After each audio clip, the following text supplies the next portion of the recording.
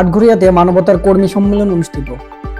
পাবনার আটঘরিয়া উপজেলার জওয়াতপল্লীতে দিনব্যাপী মানবতার কর্মী সম্মেলন অনুষ্ঠিত হয়েছে।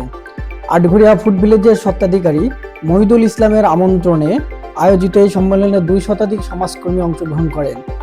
মানবিক কাজে অসামান্য অবদানের স্বীকৃতি হিসেবে ওয়ারখান চ্যারিটেবল ফাউন্ডেশনের সভাপতি ডাক্তার এম এ ওহাব খান এবং কেন্দ্রীয় কার্যনির্বাহী পরিষদের সাধারণ সম্পাদক মোহাম্মদ রাকিব হাসানকে সম্মাননা ক্রেস্ট প্রদান করা হয়। ফাউন্ডেশনের পক্ষ থেকে সম্মাননা স্মারক গ্রহণ করেন ওয়ারখান চ্যারিটেবল ফাউন্ডেশনের চাটমোহর উপজেলা কার্যনির্বাহী পরিষদের কোষাধ্যক্ষ এনামুল হক। মানবিক কাজে সুপরিচিত ব্যক্তিত্ব শফিকুল ইসলামের সভাপতিত্বে সম্মেলনে উপস্থিত ছিলেন বাংলাদেশ সরকারের সাবেক যুগ্ম সচিব জাহাঙ্গীর আলম।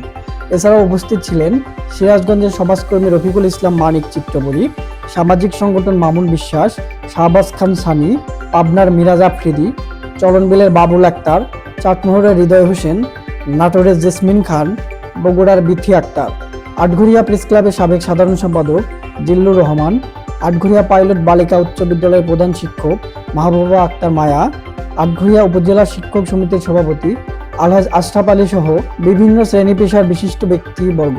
অনুষ্ঠানের শুরুতে পবিত্র কোরআন থেকে তিলাওয়াত করা হয় এবং বীর শহীদ ওসমান হাদির স্মরণে 1 মিনিট নীরবতা পালন করা হয়। এরপর মানবিক কার্যক্রম ও সমাজ কল্যাণ বিষয়ক উন্মুক্ত আলোচনা সভা অনুষ্ঠিত হয়। দুপুরে মধ্যাহ্নভোজের পর শুরু হয় সাংস্কৃতিক অনুষ্ঠান পর্ব।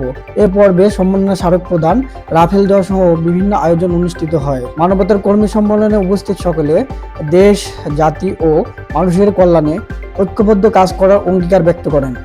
মানবিক ও সেবামূলক কার্যক্রমের সংঘবদ্ধ কাজ করে যাওয়া দৃঢ় প্রত্যয় ব্যক্ত করে সম্মেলনের সমাপ্তি ঘোষণা করা হয়।